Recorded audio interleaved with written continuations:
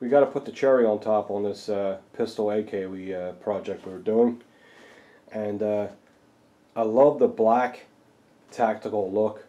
Like, I'm not going to junk it all up. You know, the most I ever put on even my AR, all I have on there is an aim point and a light.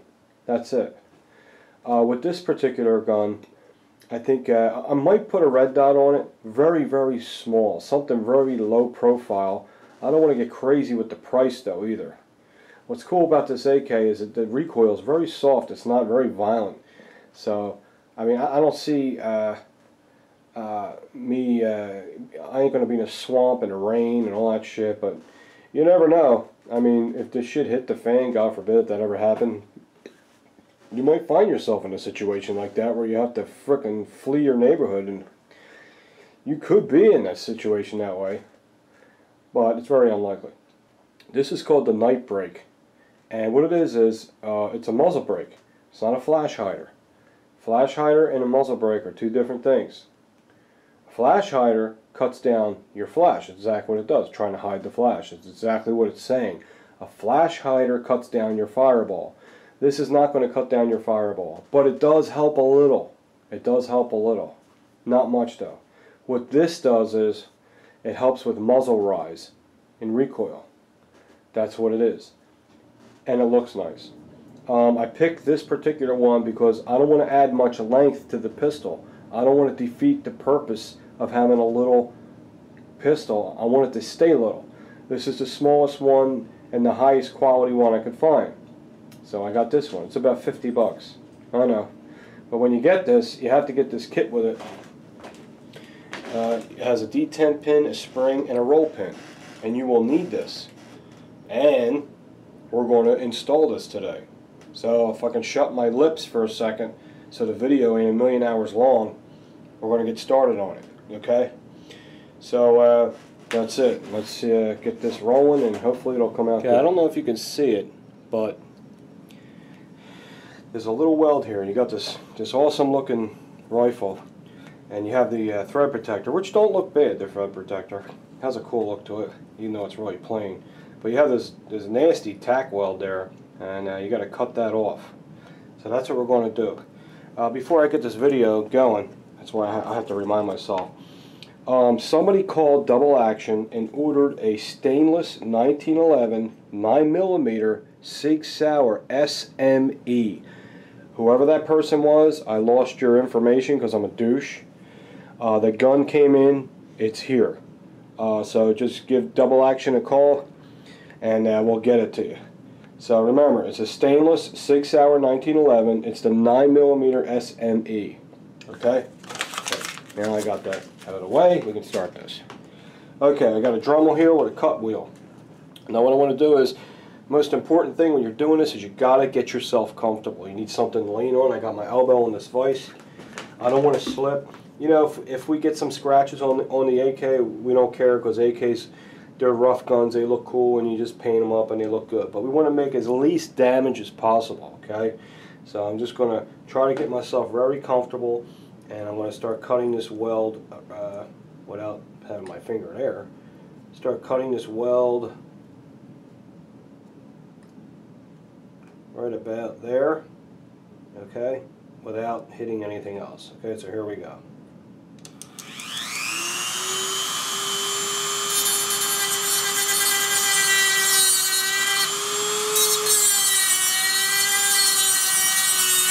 Now keep lifting up, seeing what's going on. Don't just cut through it.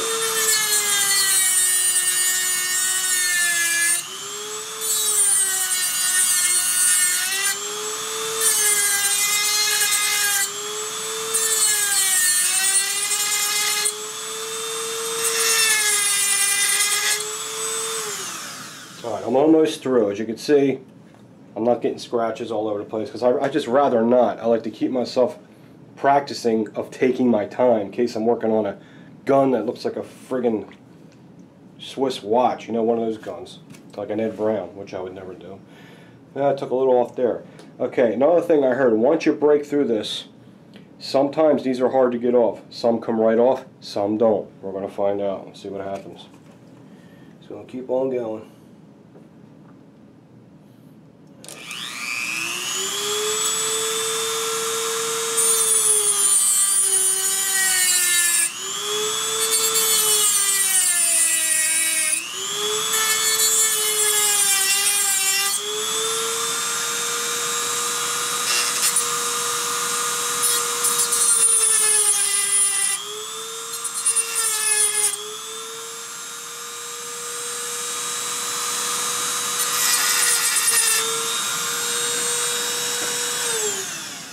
Okay, I'm through. Okay, so far so good. Well, this is going to come off easy, as we can see. All I did was scratch up the weld. That's fine. So I really don't care about this. I just don't want to mess this up too much. So this should come right off. And remember, it's reverse threads. Well, that's coming off easy. I heard one guy really had a hard time. He had to put a piece of leather around it, and oh, it was a big disgrace. Okay, got a bunch of shit there. So what we're going to do is get a friggin' steel wire brush and clean that off. And we are going to clean them threads off really good. This is where ballast oil comes in, because it's a really good cleaner. It's great for rust. It really dissolves rust. And it looks like that's what that is on there. So let's give it a little shot. See how it bubbles up? And that'll just dissolve that rust right off there, believe it or not. If you ever have like a rusty lock or something like that, this stuff's, it'll get it going. Just squirt it overnight, let it sit overnight. Next morning, or bolt or rusty bolt, the thing will come right off. Okay. Alright. Okay, that looks pretty good. Wow. I got lucky. I seen some of them. They look a friggin' horror story. So these threads are nice and clean. So we don't want to fight putting on the night brake. It's called a night brake. That's the name of it. It's just a muzzle brake is what it is. Okay, so that's done. So now what I have to continue doing is getting rid of the rest of this weld. So what I'll do is I'll take most of it down. I might put a round wheel in here and turn it this way, as close as I can without hitting that, and then I'll get a hand file and take it the rest of the way. Okay, I got my drum sander on there. I call it a drum sander because it's round on the Dremel. And what I'm going to do is I'm just going to try to start taking this tack weld down as far as I can without hitting the surface of this. But before I do that, I'm going to wrap some of this tape around the threads, just in case I hit the threads, because that would be a disaster. Do not want that to happen. I would put the thread protector back on, but I think it's in my way. It's too high. It's in my way. So what we're going to do is just put some tape around here. You know, you could be careful and miss it, but I don't trust myself to be that talented. So I'm going to put tape around here to protect these threads. Okay.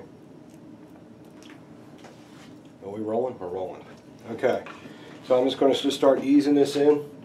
I'm going to hit it dry first, see where I need to be. I'm going to try to avoid hitting this. I'm just going to bring this down as much as I can. Okay.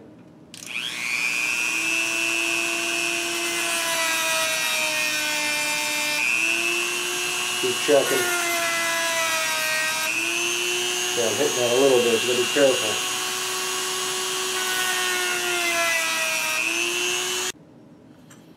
I got this fire here. It's just not real aggressive, but I'm just going to start, you know, doing it like this. It might take longer like this, but I want good results. I don't want it to look like a fucking hack job. So I'm just going to sit here and do this until it's perfectly flush. Keep taking my file away. Make sure I'm hitting where I'm supposed to hit.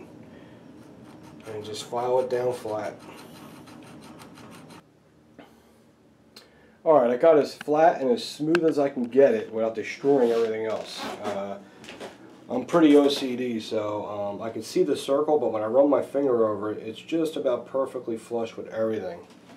So what I'm going to do, I have this, before I put this on, because this will be in my way, I'm just going to patch it up with this Birchwood Casey ink pen. It's touch up for guns, so it's like a, you know, it's like a real finish. It's not just like in other words, it ain't just like a magic marker. Now where the hell's my alcohol? It's alright, I got one of these. A buddy of mine sent me a bunch of them. What I'm going to do is I'm going to alcohol the area just to get all the friggin' oil off it. So the ink, or whatever, the paint, it really grabs on. So we want to make sure there's no oil or anything on there. You know, I know it's an AK and it's supposed to be rough looking, but you know what? When I'm working on something, I want to look at that area, and I don't want to. I want it to look like nobody worked on it. It's just something I have to have. It has to be that way. Nice clean rag. You see there's no dirt on it. And then I'll wipe off the alcohol. So I know this whole front here is totally degreased. Now real quick, I'm just going to touch it up with this. You got to shake these up real good, because if you don't, they take forever to dry, and the finish will go on. If it's a shiny finish, it'll go on shiny. If it's a flat finish, it'll go on shiny if you don't shake it up real good. These work great. You got to watch. A lot comes out at once, so you want to get a rag and just kind of just blot it first. And then you just touch up your gum with it. It works really well. And once that dries, it should be a close match anyway. It ain't going to be perfect. So I'm going to go take a break. Let that dry. I don't know if you can see what's going on. Let's zoom up. Sorry about the noisy floor, man. There we go. Come on, where's the zoom on this new camera? This new camera's great, but damn, I just ain't used to the buttons. Show you what's going on.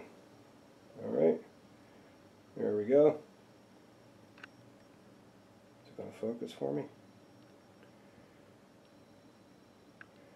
That's as good as I can get it. There you go.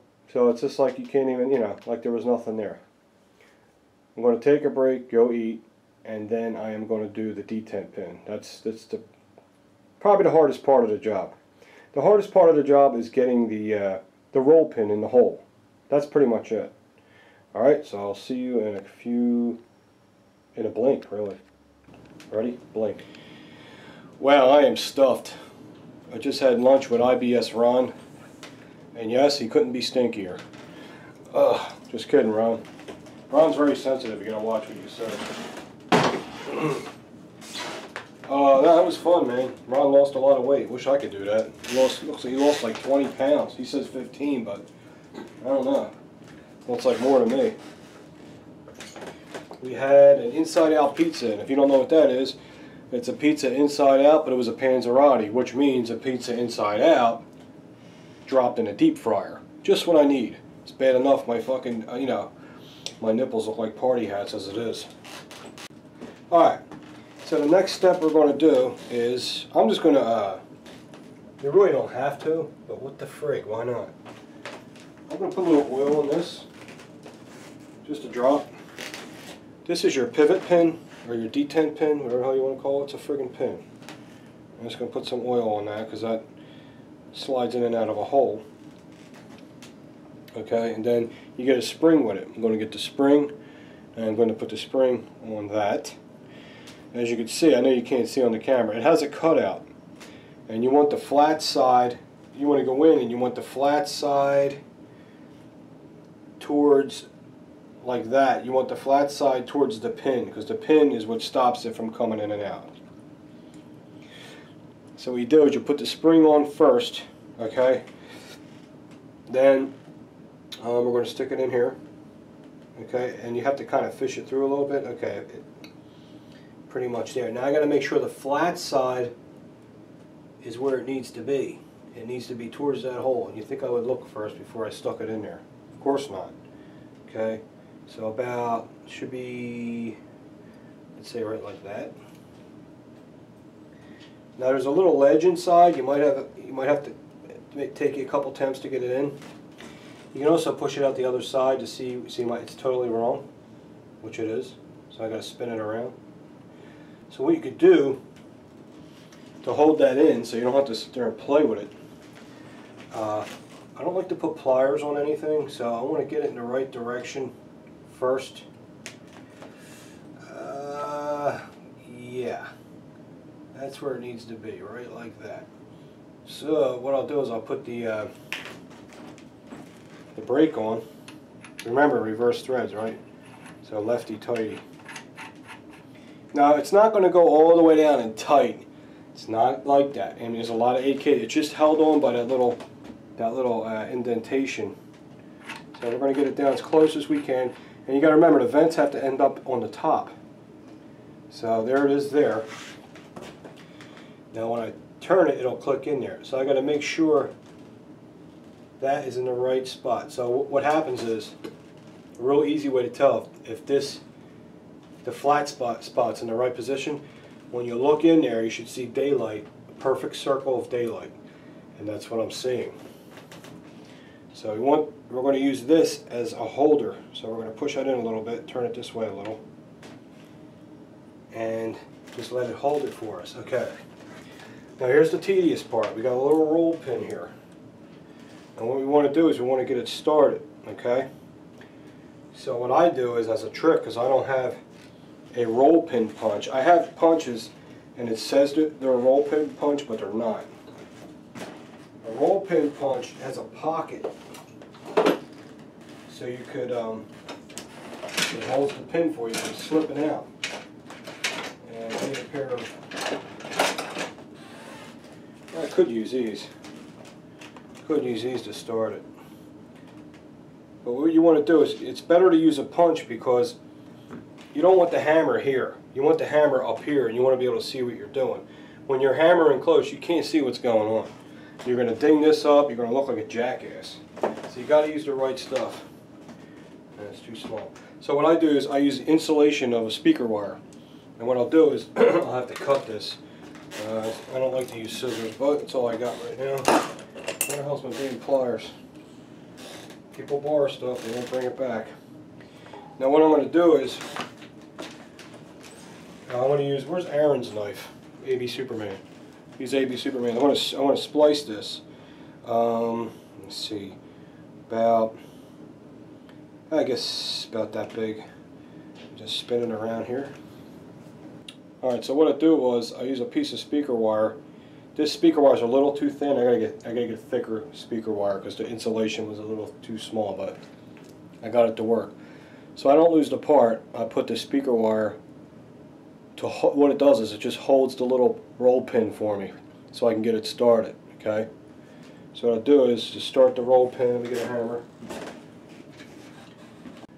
Just getting it started. I'm going to not take it home yet. I'm just going to. Okay, that's enough to get it started. Now what I'll do is I'll take that off. Now it's started, and then I'm not losing my pin. It works good. It's a pain to set it up, but I just want to make sure that that's ready to go in all the way. Okay, it's looking good. So what I'm going to do is I'm going to take it the rest of the way in.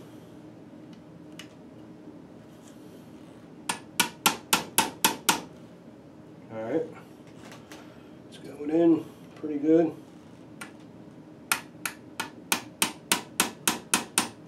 I don't want to go in too far. I want to, I want it right there. So that should stop it from coming out now. Okay, there's your detent. So let's make sure it works. Oops, wrong way. Left. Reverse threads. Reverse threads. So when I let go of this, it shouldn't fly out of there. So, but make sure I keep my finger in front of it. Just it does. Okay, it's working correctly. The pin is just flush with the surface, and as you can see, it works great because we lubricated it a little bit, and that's a winner right there. That ain't going nowhere. And that's it. Just going to put this on. Now the vents should end up on the top, so we'll see. Okay, and they do. Got your vent. There's a vent there, and it goes all the way around to here, so it's perfectly centered. Now, that's it. It's pretty much done. Don't worry about this. This is normal. If you mess with any AK's muzzle brake, it's going to move around like that. So, that's pretty much it. Let me see something here. Okay, sorry, I didn't have it down far enough. That didn't look right to me either. That's why I wanted to double check. Now we're good. Okay, now the detent pin is all the way up to the whole notch of the muzzle brake. The vent starts here and it ends here, which tells me it's perfectly all the way around. And that's it, guys. That's how you put on the this particular muzzle brake on your Zastava Pat M92. That's it. This thing's ready to go, man. Time to shoot it. Thanks for watching.